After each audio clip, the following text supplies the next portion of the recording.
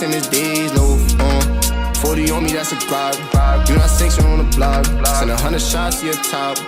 You know I'm like that. 3-1, but I still fight back. Keep the pistol on the right like a right tap. Let's go. Sup? No. Hold on. Sup? No. Right.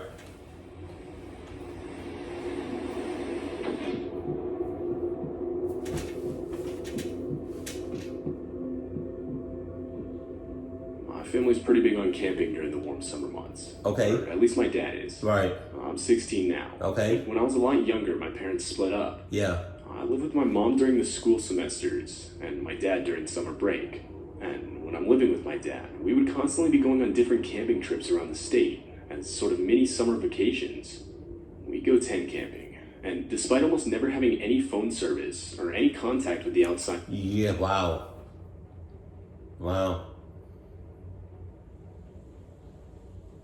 What you just said? Let's run it back. Hold on. Oh, wow. 40 seconds to the video. Okay, hold on. And despite almost never having any phone service or any contact with the outside world. Any phone service? None whatsoever. Probably got like...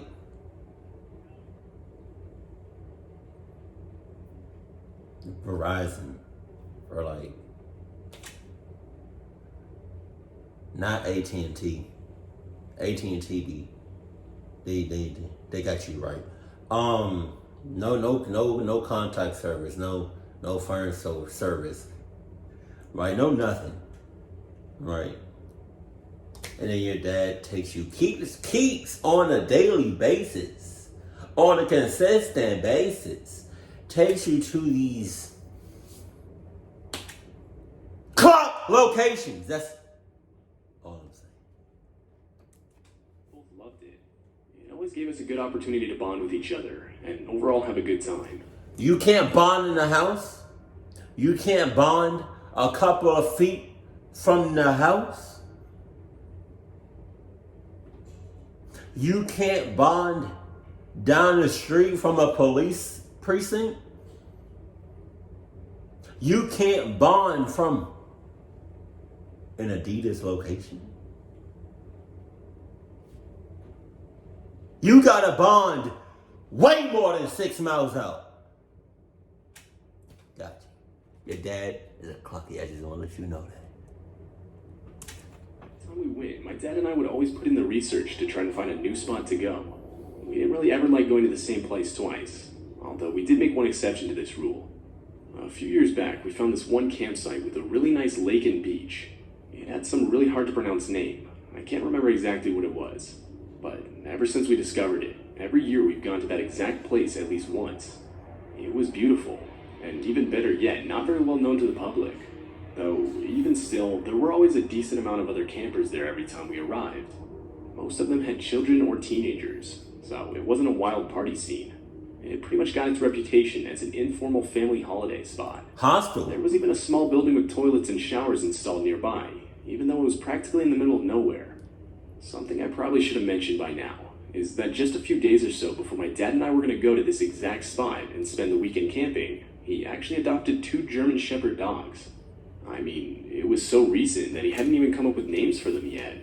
But regardless, we figured we would take them with us on our trip. They were really well trained, and the instant my dad got them, you could tell they took a liking to him right away. Because they're cluck dogs. So cluckies like other cluckies. And what they do, make cluck babies. But that's weird, because why would you have sex with a dog? That's besides, what's that called? Bestiality? That's a real thing. Did he do any research with these dogs whatsoever? They could be certified cluck dogs and cluck both of them mother cluckers out there. You don't know it. He don't know that.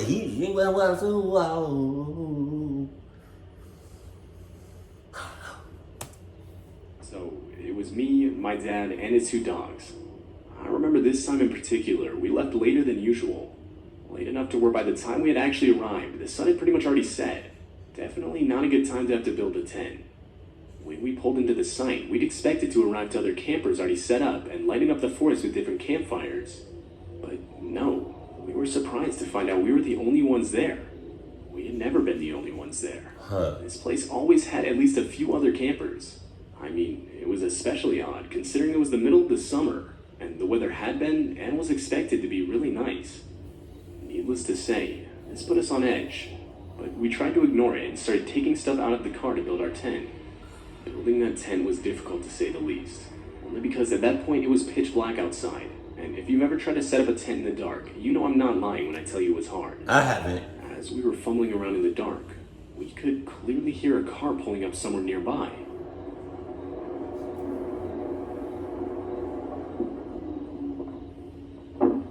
We weren't expecting to see anyone out here at this point. My dad simply said it must have just been security, and continued setting up the tent. My ass. But I don't know why a random campsite would have had security. I think what he meant was the Wildlife Trust or something, as they do occasionally come down to inspect the area. But in the pitch black darkness of the night, whoever it was must have gotten out of their car, because through a clearing in the trees, we could see a figure walking around crouched low to the ground. Jesus. Turn the flashlight off, my dad said in an almost panicked voice.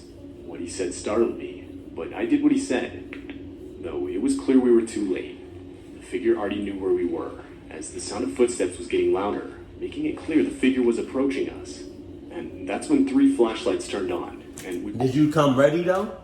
Did you come already strapped? Did you come? Pause. Did you come ready?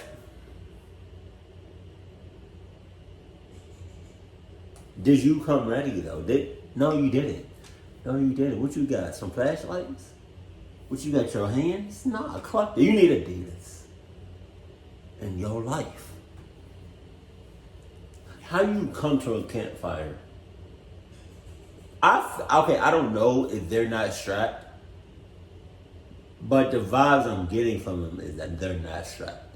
And if you come to the woods, or you campfiring, hashtag campfire song. That's CAMPFIRE song. Anybody, the first comment to get that reference, I'll pin your comments in the comment section. But if you come, pause again, to the woods or a campfire and you not strapped, at least have some condoms ready. It wasn't just one guy. There were 3 grown men, now only a few feet away from us. To our absolute horror, each one of them was carrying a large knife. God damn. Once my dad noticed this, he immediately got up, holding a camping mallet behind his back. The men began to practically shout at us that we couldn't camp here. My dad initially tried to be a bit low-key with the guys, and told them that it was fine and that we'd leave. But this didn't work. The men kept coming closer to us. I remember shaking. As they keep coming closer to you guys, y'all don't move, y'all don't do nothing except just staying there. Just standing there and talking about something.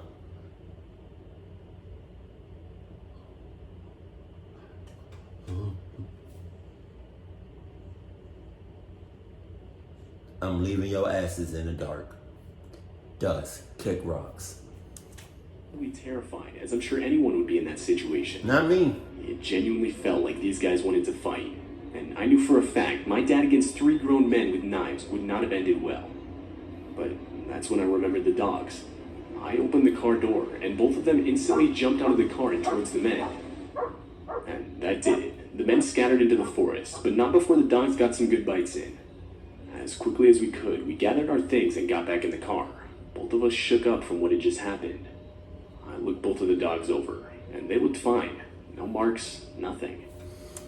Okay, the boy kind of looks shooken up, but the dad definitely doesn't for some reason. Now it was a inside job. I kind of felt like it was. Now we're trying to figure out what to do. We couldn't book a hotel, as they didn't allow dogs. So, ultimately, we just decided to drive home. On our way back, my dad would call the non-emergency line for the police and report what had just happened. Disturbingly, when we gave the location, we were informed that park we went to had been closed for months now due to a murder that had taken place there. There had apparently still been an ongoing investigation. Hold on. The cops already know about that. But they ain't put no sign up. They didn't let the public know about that shit. That's sus. And it staying closed for the summer. That did explain the lack of people there. But as we entered, we saw no signs informing us of this whatsoever. We would give the best description of the three men that we could. But you gotta remember, it was pitch black outside, and it all happened so quick. So I don't know how accurate we were. But apparently, the woman we spoke to said they may get in contact with us in the future, as one of the descriptions we gave supposedly matched a suspect wanted in relation to the murder. Though, at least so far, we haven't gotten a call back. This occurred in 2019, on a vacation my family and I went on in the summer. Every year, we would go on a family vacation in a different location for around a week or so. And this year, we decided to go to Daytona Beach in Florida. I'm 17, and an only child, so it was only me and my parents. Well, actually, we did have some extended family coming, but due to booking our hotels late, we weren't able to stay anywhere close to each other. We did have some planned activities together, but for the most part, we were on our own as a family. It was the first day we were there, and we pretty much just napped and lounged around in our hotel room all day due to exhaustion from traveling. Once it got dark, my parents suggested we should all go down to the beach and walk around for a bit before heading to bed. Honestly, that didn't sound all that fun, but back then I was really into photography, so I figured I'd walk down with them, and while they were taking a walk, I could take some cool pictures of the ocean. This went on for maybe 30 minutes. My parents were way down the beach at this point, and being tired, I just figured I'd head back to the room by myself, and so I did. When I entered the room, I contemplated whether or not to lock the door behind me, but decided against it, as I was the only one with the room key, and if I did fall asleep before my parents came back, I didn't want to have to get up to open the door for them. Man! I must have fallen asleep seconds after my head hit the pillow, but just to be woken up hours later by my mom saying my name in a harsh whisper. Is that your mom? Is that your mom? Is that your mom? Is that your mom? Is that your mom? You don't know that's your mom. Who knows that that's your mom? I don't know that's your mom. You know that's the mom? I don't know who's the mom. Who's the mom? How do you know that's the... Oh. The room had two beds. My parents' bed closer to the door, and mine further in the room. Again, my mom's voice cut through the silence, this time sounding even more concerned than the last. So, groggily, I rolled over and asked what she wanted. As my eyes adjusted to the dim moonlight coming in through the room's curtains, I saw her turn to look at me. It was as if she looked shocked to see me in bed. Can you imagine how weird that shit would look if we could move our corneas? If you know what corneas are, it's like the pupil, right? I think so. Like the color in your eye, like the little. You got the eyeball, and then you got like the color, like the, you know what I mean, the pupil, the cornea. She's moving her corneas, but she's not moving her eyeballs. That'd be weird as shit if we can do that. Eyes got wide, and we both glanced back to where she was previously looking, just to see a hooded figure in all black standing over their bed. Ah, dang. I was absolutely horrified. I tried screaming, but nothing came out. My mom nudged and whispered to my dad, who at this point was still asleep. All the while, the figure just continued to stand there, until finally, my dad woke up, and everything else seemed to have happened in an instant. Suddenly, the figure booked it outside, followed not far behind by my dad. My mom was now screaming bloody murder. I tried to follow my dad, but lost him before even making it to the hotel exit. My mom would call the police, and shortly after, my dad would return having been outran by the figure. It turns out a couple other guests of that hotel had experienced something very similar that night. Go back to scene. Yeah, here we go. 1, 2. 1, 2. Old ass people. They shouldn't be there. They should not be there at all. They the ones that's probably causing the cluckiness. Even one of the workers there had reported to have seen a man testing multiple room doors to see if they were locked. What we figured must have happened is somewhere between me arriving to the room and my parents arriving, this man must have let himself in. I mean, it made sense. I left the room unlocked for my parents and was completely out of it asleep on my bed. And I guess the figure must have hidden somewhere inside, which would explain how he wasn't noticed when my parents got back. We would of course give the police our statement, but to this day we still don't know whatever ended up happening. Needless to say, this experience caused us to be completely on edge for the rest of our vacation. This happened around 2 years ago. Y'all should have been on edge for the rest of y'all lives, or for a while. Because nobody checked the checklist, hey. Nobody checked the checklist, hey. Nobody checked the checklist, hey. Nobody checked the checklist, hey. Nobody checked the checklist, hey. Nobody checked the checklist, hey. Mother didn't check the checklist, hey. That, wow, I just burped and I messed up the whole song. Friend and I, female, and both 16 at the time, were vacationing in a small national park in California. It was technically my friend's family vacation, but I was close enough to It's that haircut for me. Jesus. to where they were happy to invite me. It was only over an extended weekend, so it wasn't like I was intruding on an expensive multiple-week vacation or anything. We stayed in a hotel in a somewhat touristy area on a decently busy street, and this night, being teenagers, we begged my friend's parents if we could go off alone to go play mini-golf. The other night I had been looking on the Snapchat map, and was able to see a mini-golf course nearby. I remember suggesting we should check it out, and we figured this night would be perfect. It was only about 4 blocks down from our hotel, and we insisted... That mucus came out of nowhere. A lot can happen in 4 blocks. A lot. But they don't know that. Jesus. Walking there alone. After a bit of pleading, her parents agreed, as long as we were back before dark. When we got there, we quickly realized the course itself was in terrible condition. It looked abandoned.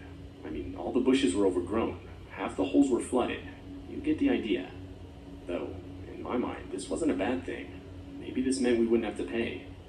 We saw another group of teenagers playing in the distance, and considering there were a couple clubs and golf balls lying around, we just started playing. We played the first half of our game, and nothing eventful happened. But that's when we noticed a man, probably in his mid-20s or early 30s, just following us around the course. The group of teenagers that had been there had left at this point, meaning it was just me and my friend alone with this dude. After getting a better look, I realized the guy had on what looked like to be a work uniform for the place. Maybe the place wasn't abandoned. Maybe we really were supposed to pay. And both me and my friend figured it was coming to... God damn. Don't you know how some people just give you the creeps, like just cause? Based on...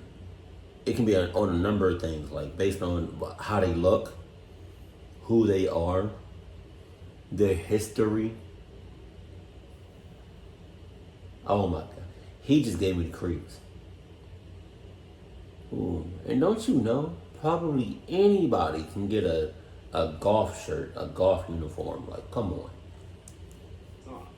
But no, he was just lingering around close to wherever we were.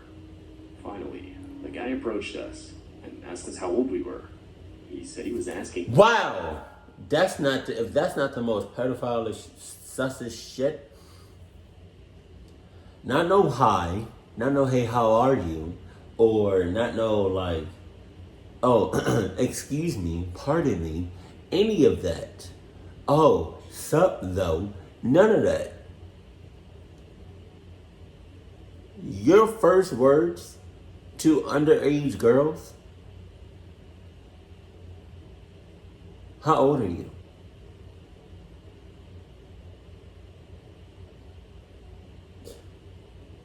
Okay. Let's say I give him the benefit of the doubt and he don't know that they're, 16, 17 years old? Again, you going to 2 females at this time of night and your first words are, how old are you? Because he needed to verify we were young enough to be eligible to play for free. And so we told him our age. Looking back, I regret doing this. But he replied, simply saying, "Oh, okay."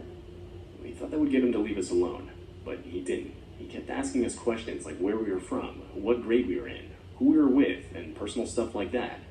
We didn't engage much in the conversation, and kept shooting looks at each other as if to both agree the situation was getting weird.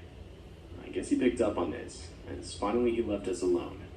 We finished playing our game, and at that point it was actually starting to get really dark. As we exited the mini golf course, I noticed something.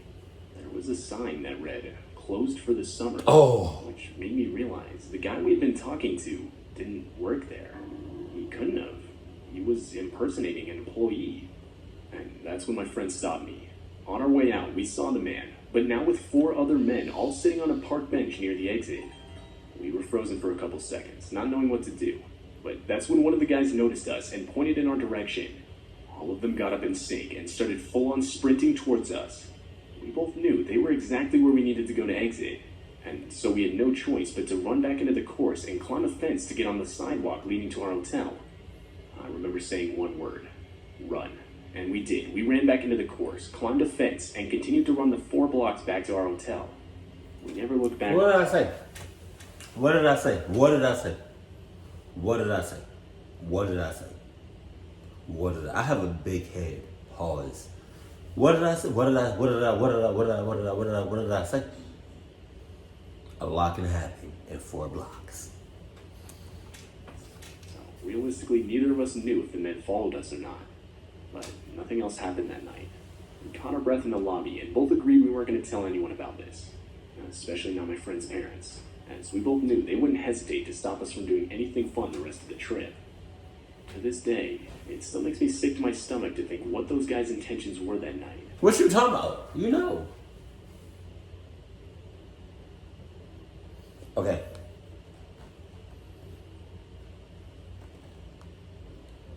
Story number 1. You got a club dad. And you probably didn't know that until after the fact. Story number 2, hold on. Hold on.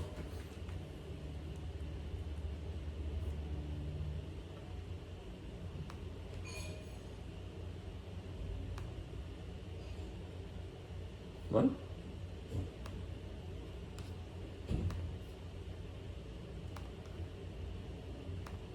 Okay, there. Story number 3. That's his fault. It was the son's fault for not checking checklist. Hold on. Story number 3. No, that was story number 2. Story number 3.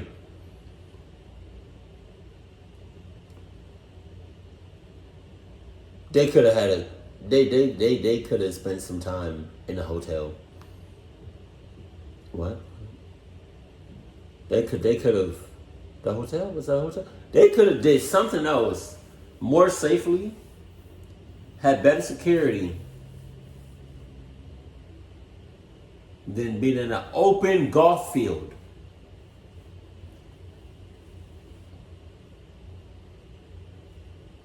And that was on them. And the parents.